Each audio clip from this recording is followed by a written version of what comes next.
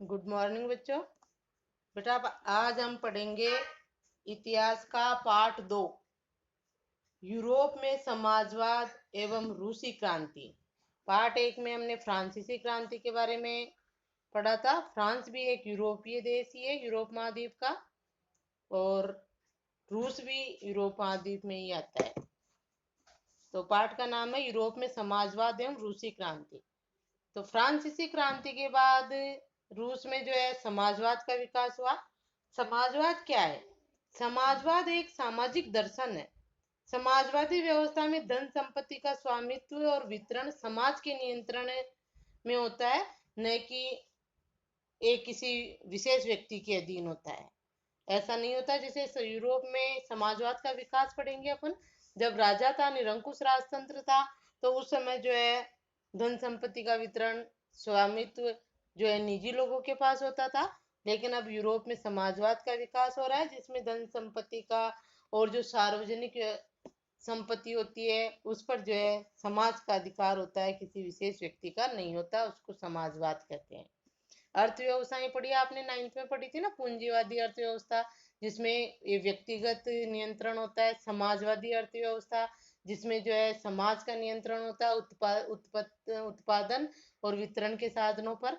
और एक होती है मिश्रित अर्थव्यवस्था, वो ये हमारे भारत में मिश्रित है। हमारी भारत में पूंजीवाद और समाजवाद दोनों के गुण को अपनाया है।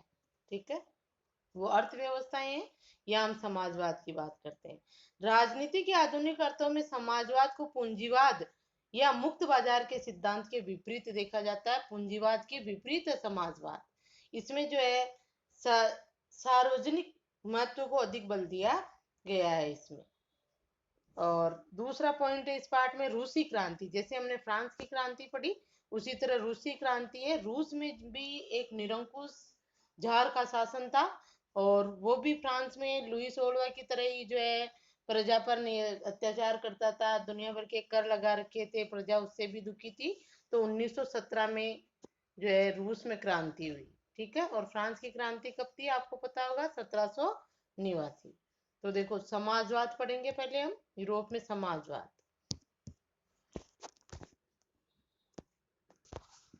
सामाजिक परिवर्तन का युग, सामाजिक परिवर्तन का युग है, यूरोप में समाजवाद का विकास है। पहले क्या था, निरंकुश राजतंत्र था, और प्रत्येक जैसे कुलीन वर्ग और अमीर वर्ग था, संपत्ति उन्हीं के अधिकार में थी, बाकी लोग क्या थे, गरीब थे। तो ये सामाजिक परिवर्तन का युग है, जब यूरोप में समाजवाद का विकास हुआ। देखो, पिछले अध्याय में आपने फ्रांसीसी क्रांति के बाद यूरोप में फैलते जा रहे स्वतंत्रता और समानता के शक्तिशाली विचारों के बारे में पढ़ा। फ्रांसीसी क्रांति ने सामाजिक संरचना के क्षेत्र में आमूल परिवर्तन की संभावनाओं का सूत्रपात कर दिया। देखो, यहाँ से अंडरलाइन कर लो, किताब खोल के बैठ जाओ। संभावनाओं का सूत्रपात कर दिया किसने? फ्रांसीसी क्रांति ने। फ्रांसीसी क्रांति के में जो है किस पर सबसे अधिक बल दिया गया? स्वतंत्रता और समानता पर, कि सभी पर के साथ समानता का अधिकार दिया जाए, सबको सबको जो है स्वतंत्रता दी जाए, नागरिकों को अधिकार दिए जाए। तो फ्रांसीसी क्रांति ने सामाजिक संरचना के क्षेत्र में जो है आमूल परिवर्तन की संभावना का सूत्रपात यानी शुरुआत कर दी। सामाजिक संरचना में जो समाज 3 स्टेटों में बटा हुआ था, तृतीय स्टेट को अधिकार नहीं था, तो इसी की तो हुई थी क्रांति, और उनको जो है अधिकार मिले। तो उससे शुरुआत किसने की? यूरोप में फ्रांस ने। जैसा कि आप पढ़ चुके हैं, 18वीं सदी से पहले फ्रांस का समाज मोटे तौर पर स्टेट्स और श्रेणियों में बटा हुआ था। समाज की आर्थिक और सामाजिक सत्ता पर कुलीन वर्ग और चर्च का नियंत्रण था। लेकिन क्रांति के बाद इस संरचना को बदलना संभव दिखाई देने लगा। यूरोप और एशिया सहित दुनिया के बहुत सारे हिस्सों में व्यक्तिगत अधिकारों के स्वरूप और सामाजिक सत्ता पर किसका नियंत्रण हो, इस पर चर्चा छिड़ गई। देखो, फ्रांस की क्रांति में हमने यही पढ़ा था कि एस्टेट में बटा हुआ था, फिर ये जो कुलीन वर्ग की इनकी सत्ता को समाप्त कर दिया गया, ये सब हमने देख लिया है। और इसमें क्या है कि यूरोप और एशिया सहित दुनिया के बहुत सारे हिस्सों में व्यक्तिगत अधिकारों, नागरिक अधिकार घोषणा पत्र बना था ना वहां, व्यक्तिगत अधिकारों के स्वरूप और सामाजिक सत्ता पर किसका नियंत्रण हो, इस बात की चर्चा छिड़ गई। कहाँ? यूरोप और एशिया के कई देशों में।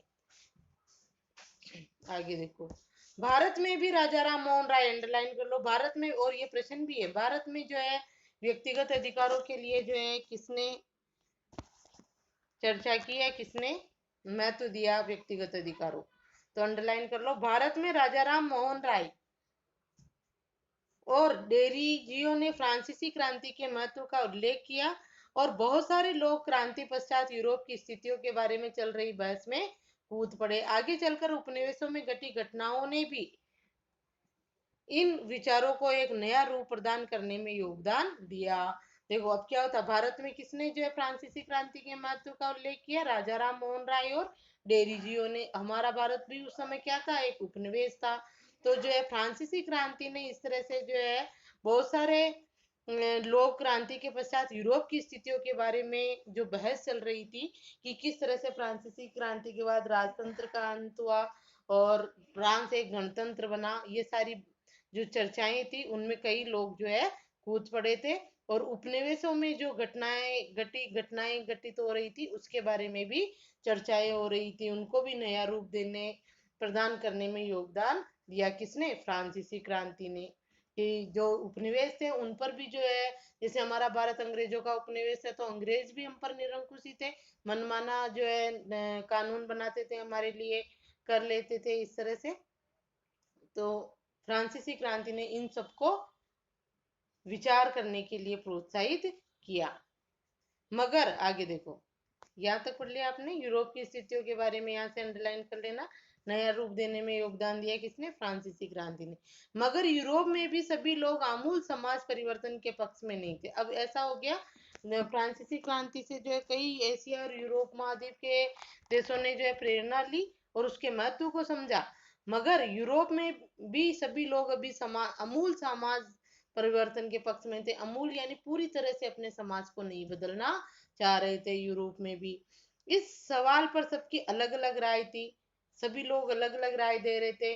बहुत सारे लोग बदलाव के लिए तैयार तो थे, लेकिन वे चाहते थे कि ये बदलाव धीरे धीरे हो। एक खेमा मानता था कि समाज का आमूल पुनर्गठन जरूरी है। कुछ रूढ़िवादी, अब इन पे अंडरलाइन को, कुछ रूढ़िवादी थे तो कुछ उदारवादी या आमूल परिवर्तनवादी, जिन्हें रेडिकल कहा गया, समाधानों के पक्ष में थे। देखो अब सामाजिक परिवर्तन हो रहा था, समाजवाद आ रहा था यूरोप में, समाजवाद का विकास। जैसे भारत में भी राजा राम मोहन राय ने उन्होंने अपनाया था। एशिया महाद्वीप में आ जाता तो यूरोप और एशिया महाद्वीप के देशों को फ्रांस की क्रांति से प्रेरणा मिली और वो जो है समाजवाद को महत्व देने लगे। लेकिन यूरोप की स्थिति ये थी कि लोग जो है पूरी तरह से सामाजिक परिवर्तन नहीं चाहते थे। इस पर लोगों की अलग अलग राय थी। बहुत सारे लोग बदलाव तो चाहते थे, लेकिन वो चाहते थे कि बदलाव कैसे हो, धीरे धीरे हो, एकदम से नहीं बदला जाना चाहिए, ऐसा मानना था। एक ही खेमा मानता था कि समाज का आमूल पुनर्गठन जरूरी है। समाज का क्या किया जाए? पुनर्गठन किया जाए, वापस समाज को जो तीन स्टेटों में बदलाव इस तरह समानता की भावनाएं थी ना, उसको जो है एक करके सभी को पुनर्गठित किया जाए। ये विचारधाराएं हैं यूरोप में, रूढ़िवादी विचारधारा के लोग, उदारवादी विचारधारा के लोग और अमूल परिवर्तनवादी लोग, जिनको रेडिकल कहा गया। आप भी अंडरलाइन कर लो इन तीन शब्दों पर। आगे देखो, समाधानों के पक्ष में थे कौन कौन? कुछ रूढ़िवादी थे तो कुछ उदारवादी और कुछ आमूल परिवर्तनवादी, जो जल्दी परिवर्तन चाहते थे, आमूल परिवर्तनवादी। और रूढ़िवादी चाहते थे बहुत धीरे धीरे बदलाव। आगे देखो, अंडरलाइन कर लिए तीनों शब्दों पे, रूढ़िवादी, उदारवादी और आमूल परिवर्तनवादी, जिनको रेडिकल कहा गया। समाधानों के पक्ष में तो थे। उस समय के संदर्भ में इन शब्दों का क्या मतलब था? इन शब्दों का किसका? इसी का, रूढ़िवादी, उदारवादी और आमूल परिवर्तनवादी का मतलब क्या मतलब था? राजनीति की इन धाराओं में क्या फर्क थे? ये राजनीति की धाराएं हैं भाई, इन शब्दों का क्या मतलब था और राजनीति की इन धाराओं में राजनीति की इन धाराओं में क्या फर्क था? यही राजनीति की धाराएं और यही शब्द, ठीक है। क्या फर्क थे और कौन सी बातें समान थी? ये राजनीतिक धाराएं, ये तीनों, कौन इनमें क्या फर्क था और कौन सी बातें समान थी, ये देखेंगे हम आगे। यहाँ हमें ध्यान रखना चाहिए कि इन शब्दों का अर्थ हर काल और परिवेश में एक ही नहीं होता था। ये भी बात ध्यान रखने योग्य है कि इन रूढ़िवादी, उदारवादी और रेडिकल जो शब्द है। ये जो राजनीतिक विचारधाराएं हैं, इनका हर काल और हर परिवेश में एक ही अर्थ नहीं होता था, समय के अनुसार इनका अर्थ भी बदल गया था। जैसे उदारवादियों को उस समय क्या विचार थे और आज के समय क्या विचार है, इस तरह से। इस अध्याय में हम अब आगे देखो, ये तो अपना भूमिका थी इस पाठ की कि इस पाठ में हम क्या पढ़ेंगे। इस अध्याय में हम 19वीं शताब्दी की कुछ महत्वपूर्ण राजनीतिक परंपराओं का अध्ययन करेंगे और देखेंगे कि उन्होंने परिवर्तन के संदर्भ में क्या असर डाला। परिवर्तन के संदर्भ में उन्होंने क्या असर डाला, किसने, राजनीतिक परंपराओं ने। इसके बाद हम ऐसी ऐतिहासिक घटनाओं पर अपना ध्यान केंद्रित करेंगे जिससे समाज के रेडिकल रेडिकल कौन, वो आमूल परिवर्तनवादी पुनर्गठन का एक गंभीर प्रयास किया गया। रूस में हुई क्रांति के फलस्वरूप समाजवाद 20वीं सदी का स्वरूप तय करने वाला सबसे महत्वपूर्ण और शक्तिशाली विचारों की श्रृंखला का एक हिस्सा बन गया। रूस में क्रांति हुई 1917 में, उसके बाद जो है समाजवाद, जो एक विचारधारा है, ये भी समाजवाद भी आर्थिक राजनीतिक विचारधारा, इस तरह से बताया ना भी आपको समाजवाद का अर्थ। 20वीं सदी में इसका स्वरूप तय करने वाले सबसे महत्वपूर्ण और शक्तिशाली विचारों की श्रृंखला बन गया। यानी अब यूरोप और एशिया महाद्वीप के लोग जो है किस विचारधारा पे चलने लगे, समाजवाद पर। अब देखो आप, उदारवादी, रेडिकल और रूढ़िवादी जो विचारधाराएं थी, राजनीतिक विचारधाराएं, उनके बारे में अब आपको इनकी ऐसे लाइन खींचिए। उदारवादी क्या चाहते थे, रेडिकल क्या चाहते थे, रूढ़िवादी क्या चाहते थे, तीनों का बेटा आपको हेडिंग डाल के अलग अलग लिखना है, ये होमवर्क होगा आपका, ठीक है। उदारवादी, रेडिकल और रूढ़िवादी, तीनों का हेडिंग डाल के इनके बारे में आपको लिखना है कि किसके क्या विचार थे। देखो, समाज परिवर्तन के समर्थकों में एक समूह उदारवादियों का था। समाज परिवर्तन, सामाजिक परिवर्तन चाहते थे, समाजवाद, समाजवाद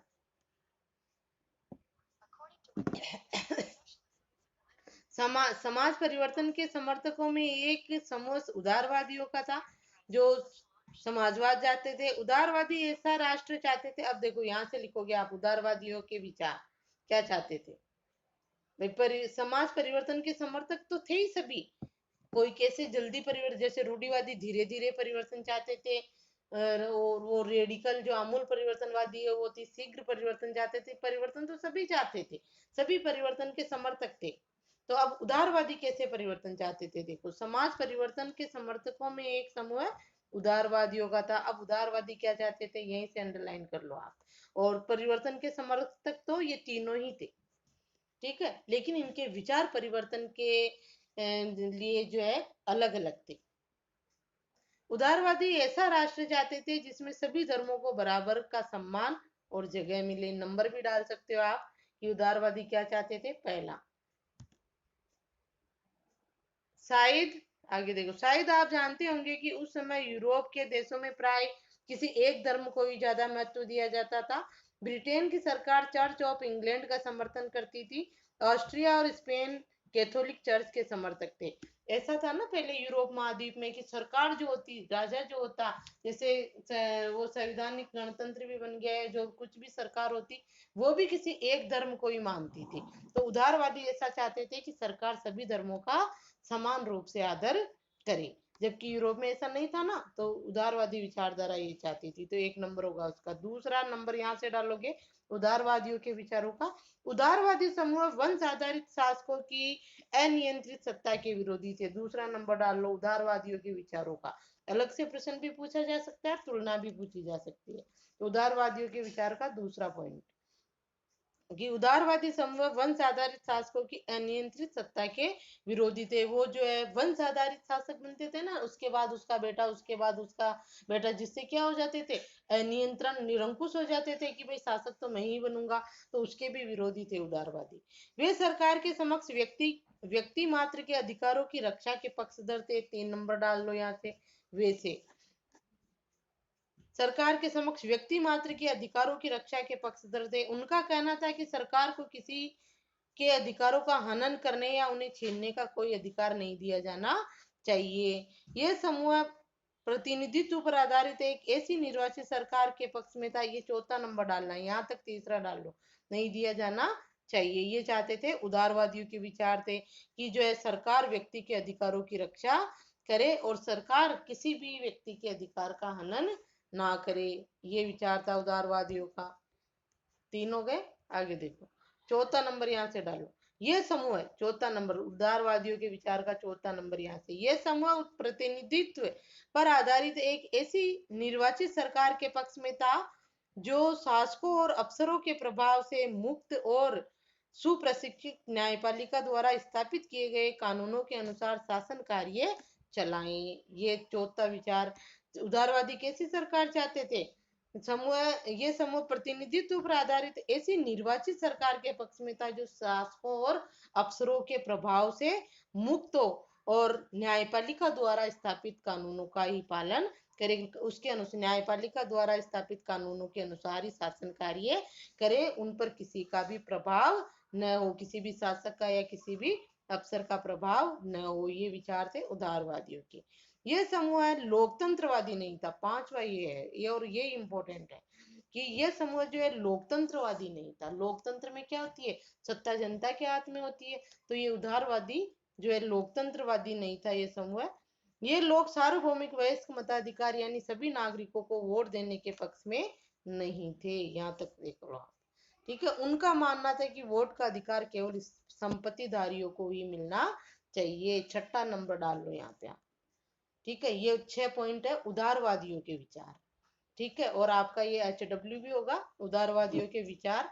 हेडिंग डाल लो आप नोट्स की तरह, उदारवादियों के विचार, और ये 6 पॉइंट लिखो, ठीक है। लाइन खींच के तुलनात्मक रूप में आप बाद में कर लेना। आप तो अभी आपका होमवर्क यही होगा, उदारवादियों के विचार हेडिंग डाल के ये 6 पॉइंट लिखो और इनको समझो, याद करो, ठीक है। ये उदारवादियों ने कहा। ये सब उदारवादी सार्वभौमिक वयस्क मताधिकार के पक्ष में नहीं थे और लोकतंत्रवादी भी नहीं थे, और वोट देने का अधिकार केवल किसको दे रहे थे? संपत्तिधारियों को, यानी अमीर लोगों को। अब देखो, ये उदारवादियों का हो गया। अब आएगा रेडिकल, आमूल परिवर्तनवादी थे ना, जो जल्दी परिवर्तन चाहते थे, उनके क्या विचार है? इसके विपरीत, इसके किसके? उदारवादियों के विपरीत। इसके विपरीत रेडिकल समूह के लोग ऐसी सरकार के पक्ष में थे जो देश की आबादी के बहुमत के समर्थन पर आधारित हो। इनमें से बहुत सारे लोग महिला मताधिकार के समर्थक भी थे। उदारवादियों के विपरीत ये लोग बड़े जमींदारों और संपन्न उद्योगपतियों को प्राप्त किसी भी तरह के विशेषाधिकारों के खिलाफ थे। वे निजी संपत्ति के विरोधी नहीं थे, लेकिन केवल कुछ लोगों के पास संपत्ति के संकेंद्रण का विरोध जरूर करते थे। ये विचार किसके थे? रेडिकल के। रेडिकल यानी आमूल परिवर्तनवादी। 3 विचारधारा आई थी ना ऊपर, रूढ़िवादी, उदारवादी और आमूल परिवर्तनवादी यानी रेडिकल। तो उसमें रेडिकल, ठीक है। अब आप हेडिंग डालोगे रेडिकल यानी आमूल परिवर्तनवादी समर्थकों के विचार, या उदारवादी समर्थकों के विचार तो ऊपर वाले में आ गए, इसमें आमूल परिवर्तनवादी ब्रैकेट में लिख दो। रेडिकल समूह के विचार क्या थे? रेडिकल समूह उदारवादियों के विपरीत था। वो ऐसी सरकार के पक्ष में थे जो आबादी के बहुमत के समर्थन पर आधारित हो। ये सार्वभौमिक वयस्क मताधिकार के समर्थक थे और ये चाहते थे कि सरकार को जो है बहुमत के आधार पर, यानी जनता जितनी बहुमत के आधार पर सरकार को चुनती है वही सरकार जो है होनी चाहिए, यानी बहुमत के समर्थन पर आधारित सरकार चाहते थे। 1 नंबर डाल लेना आप इसमें, रेडिकल का जो है, रेडिकल समूह के विचार में। दूसरा यहाँ से डाल लो, इनमें से बहुत सारे लोग महिला मताधिकार के भी समर्थक थे। 2 नंबर डाल लो। महिला, जबकि उदारवादी महिला मताधिकार के भी नहीं थे और गरीब लोगों के भी नहीं थे। 2 नंबर, महिलाओं को भी जो है मताधिकार मिलना चाहिए। कौन चाहते थे? रेडिकल। उदारवादियों के विपरीत 3 नंबर डाल लो। उदारवादियों के विपरीत ये लोग बड़े जमींदारों और संपन्न उद्योगपतियों को प्राप्त किसी भी तरह के विशेषाधिकारों के खिलाफ थे। जैसे उदारवादियों ने कहा था ना कि मताधिकार सिर्फ संपत्तिधारियों को ही मिलना चाहिए, तो उनका विशेष अधिकार हो गया वो, कि उनको ही वोट देने का अधिकार हो। तो रेडिकल इसके विरोधी थे कि कोई किसी को किसी प्रकार का, उद्योगपतियों को और संपन्न व्यक्तियों को, जमींदारों को, इनको कोई विशेषाधिकार नहीं होना चाहिए, मत डालने का अधिकार, वोट देने का अधिकार भी सबको होना चाहिए। तो 3 नंबर यहाँ से डाल लो। उदारवादी जो है जमींदारों, संपन्न उद्योगपतियों को किसी भी प्रकार का विशेषाधिकार देने के खिलाफ थे। 4 नंबर यहाँ से डालो। वे निजी संपत्ति के विरोधी नहीं थे। वो ये नहीं चाहते थे कि भाई पूंजीपतियों के पास पूंजी ना हो या पूंजी का वितरण हो इस तरह से। वे इस निजी संपत्ति के विरोधी नहीं थे, लेकिन केवल कुछ लोगों के पास संपत्ति के संकेंद्रीकरण के विरोधी थे। वो ये चाहते थे कि पूंजीपतियों के पास पूंजी है, अच्छी बात है, उद्योगपति है, अच्छी बात है, लेकिन उसका संकेंद्रीकरण नहीं होना चाहिए, यानी संपत्ति का अधिकार जो कि अनावश्यक संपत्ति वो इकट्ठी कर ले। संकेंद्रण यानी एक ही जगह केंद्रित नहीं होनी चाहिए संपत्ति, उसका बंटवारा होना। जैसे किसी के पास संपत्ति है तो वो उद्योग वगैरह ये स्थापित करे जिससे उसकी संपत्ति का जो है गरीब लोगों को फायदा मिले, वितरण हो उसका। ये ऐसे धन इकट्ठा करके रखने के विरोधी थे। कौन? रेडिकल, आमूल परिवर्तनवादी। ठीक है, ये तो आप रेडिकल आमूल परिवर्तनवादी समूह के विचार हेडिंग डालकर ये कितने पॉइंट बने, 4 पॉइंट लिख लोगे। उदारवादियों के 6 पॉइंट है, एक एक पॉइंट एक एक लाइन में लिखोगे, नया पॉइंट नई लाइन में ही होना चाहिए। ठीक है, इनको समझना आपको। अब है रूढ़िवादी। 3 विचारधारा थी ना। रूढ़िवादी, देखो रूढ़िवादी क्या चाहते थे। रूढ़िवादी तबका रेडिकल और उदारवादी दोनों के खिलाफ था। ये ज्यादा पुराने विचारों के थे। मगर फ्रांसीसी क्रांति के बाद तो रूढ़िवादी भी बदलाव की जरूरत को स्वीकार करने लगे थे। पहले ये समाज में बदलाव ही नहीं चाहते थे। रूढ़िवाद का मतलब क्या होता है? रूढ़िवाद का मतलब यही है कि पुरानी धाराओं पर, पुरानी परंपराओं पर ही चलते रहो। रूढ़िवादी लोग जो होते हैं पुरानी परंपराओं को बदलना नहीं चाहते हैं, और चाहते भी हैं तो पूरा परिवर्तन नहीं चाहते हैं उसमें, तो उनको ही रूढ़िवाद कहते हैं अपन। तो देखो रूढ़िवादी क्या चाहते थे, रेडिकल और आधारवादी दोनों के खिलाफ थे। मगर फ्रांसीसी क्रांति के बाद रूढ़िवादी भी बदलाव की जरूरत को स्वीकार करने लग गए। पुराने समय में तो आप इसमें 1 नंबर यही डालोगे रूढ़िवादियों के लिए कि वो जो है उदारवादी और दोनों के खिलाफ थे। फिर दूसरा नंबर यहाँ डाल लो कि मगर वो जो है फ्रांसीसी क्रांति के बाद कुछ बदलाव स्वीकार करने लगे थे, सोचने लगे थे कि हाँ बदलाव होना चाहिए समाज में। पुराने समय में यानी 18वीं शताब्दी में रूढ़िवादी आमतौर पर परिवर्तन के विचारों का विरोध करते थे, लेकिन 19वीं सदी तक आते आते वे भी मानने लगे कि कुछ परिवर्तन आवश्यक हो गया है, परंतु वह चाहते थे कि अतीत का सम्मान किया जाए, अर्थात अतीत को पूरी तरह ठुकराया न जाए और बदलाव की प्रक्रिया धीमी हो। ठीक है, ये चाहते थे रूढ़िवादी। वादी का मतलब समझो पहले तो। रूढ़िवादी लोग उसी को कहते हैं, अपन आपके 7th 8th में भी था, जो परिवर्तन नहीं चाहते हैं, पुरानी परंपराओं को लादे जाते था ना आपके पूर्वाग्रह रूढ़िवाद वो। तो देखो रूढ़िवादियों के विचार में दोनों के खिलाफ थे, ये हेडिंग लिख लो। दूसरा पॉइंट ये हो जाएगा कि लेकिन फ्रांसीसी की क्रांति के बाद वो भी कुछ बदलाव स्वीकार करने लगे थे। फिर तीसरा नंबर होगा आपके पुराने समय में यानी 18वीं सदी में रूढ़िवादी आमतौर पर परिवर्तन विचारों के विरोधी थे। तीसरा यहीं से डाल लो, लेकिन या तीसरा यहाँ से डालो आप 19वीं सदी से, यहाँ से। ठीक है, 19, लेकिन मत लिखना यहाँ से। 19वीं सदी तक आते आते वे भी मानने लगे थे, यहाँ जाएगा ना, जरूरतों को स्वीकार करने लगे थे। फिर तीसरा नंबर यहाँ से, हाँ 19वीं सदी तक आते आते वे भी मानने लगे थे कि कुछ परिवर्तन आवश्यक हो गया है, परंतु वह चाहते थे कि अतीत का सम्मान किया जाए, अर्थात अतीत को पूरी तरह ठुकराया न जाए, बदलाव की प्रक्रिया क्या हो, धीमी हो। ठीक है, जल्दी परिवर्तन न किया जाए। तो देखो 3 विचारधाराएं पड़ी इसमें। रूढ़िवादी तो बिल्कुल धीमा परिवर्तन चाहते हैं, है ना, ये बिल्कुल धीमा। फिर उसके बाद आता है उदारवादी। जो उदारवादियों के विचार क्या है कि रूढ़िवादियों से थोड़े ऊपर है। और उसके बाद है रेडिकल, जो जल्दी परिवर्तन चाहते हैं, समाज को बिल्कुल बदल देना चाहते हैं। ठीक है, तीनों। तो तीनों की विचारधारा है, उसमें 6 पॉइंट है, रेडिकल में 4 पॉइंट है, रूढ़िवादी में 3 पॉइंट है बेटा। तीनों को अलग अलग हेडिंग डालकर बड़े पेन से डाल लेना, ब्लैक पेन से।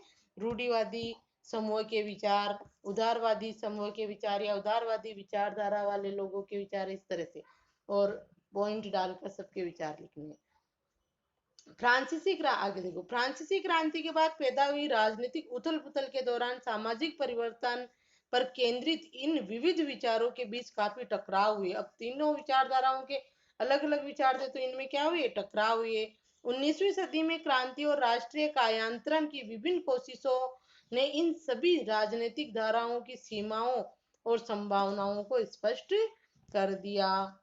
देखो क्या होता, फ्रांसीसी क्रांति के बाद फ्रांस में उथल पुथल मच गई।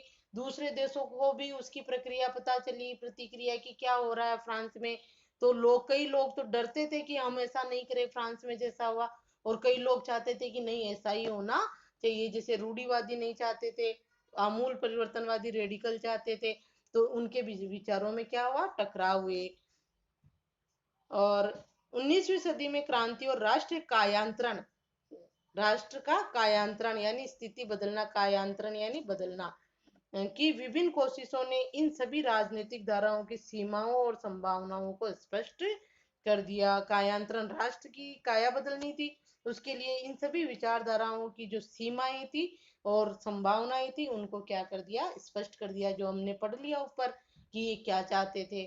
ठीक है, और फिर इनके विचारों के अनुसार ही कहा कि कहीं किसी के विचार को जोड़ा गया, किसी क्षेत्र में रूढ़िवादियों की भी मानी गई कि परिवर्तन नहीं किया, कहीं तीव्र परिवर्तन किया आमूल परिवर्तनवादियों की मान के।